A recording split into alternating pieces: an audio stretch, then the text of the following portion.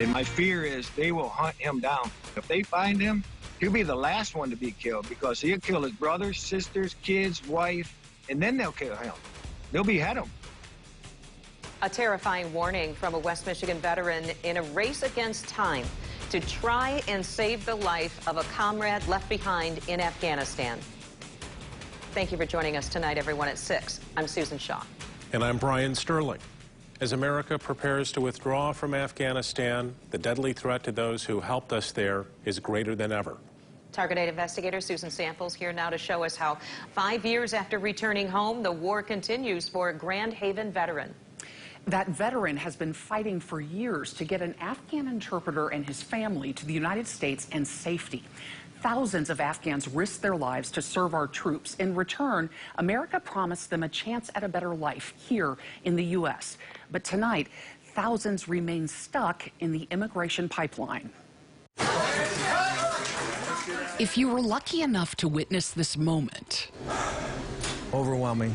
You wouldn't have known anything was missing. What are you looking forward to the most? Being with family.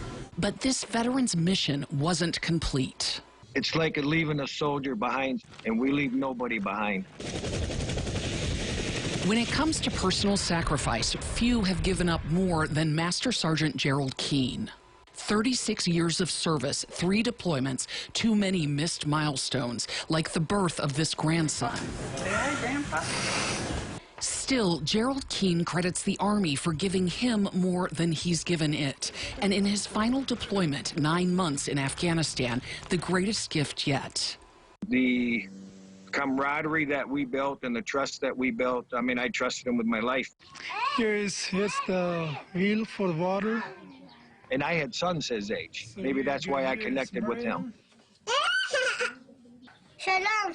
Survival is what they do every day. She's just eating. She's hungry. I kind of took him under my wing. He's a young, smart kid.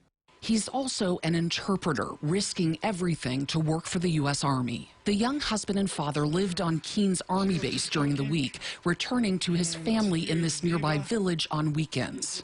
I'd pack him up a box of candies for the kids, toothbrushes, toothpaste. We're not identifying the interpreter because he's the target of Taliban death threats. And my fear is they will hunt him down. If they find him, he'll be the last one to be killed because he'll kill his brothers, sisters, kids, wife, and then they'll kill him. Okay, so I'm going to go ahead and connect.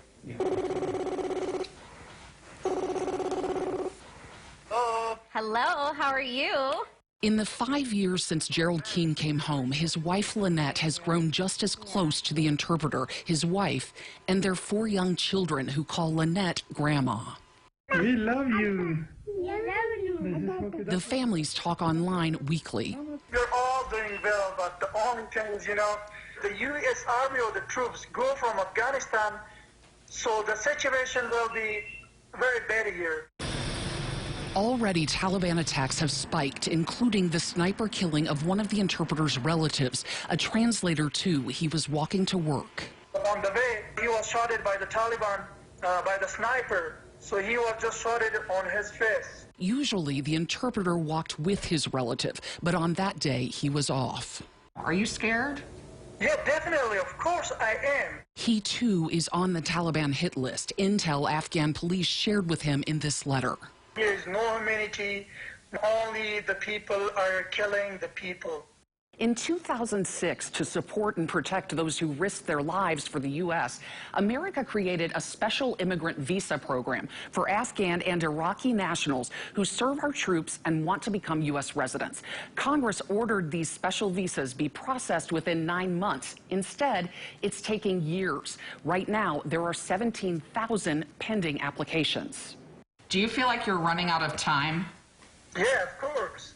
It's been 2 years since the now 28-year-old husband and father applied for a special visa, and still he waits. It's a race against the clock. Attorney Julie Kornfeld represented another Afghan interpreter who worked for the U.S. for more than 12 years, and for most of it, he was trying to get the promised special visa. This is an egregious delay. Kornfeld's client, Mohammed, was featured on The World, a public radio news magazine. I am hopeful that I'll get the approval, but you never know. you never know what happens. It took Mohammed over 10 years before a decision was rendered, and that decision was rendered by the Taliban, not the U.S. government. Mohammed had finally cleared the first hurdle, but it was too late. A month later, he was shot and killed by the Taliban. I hold the U.S. government accountable for that. They're putting their lives on the line, just like we did. It's not an option to not bring them here. My goal is to get my kids over there to America. You know, they can get education. One day they will be officers, they will be doctors, they will be engineers.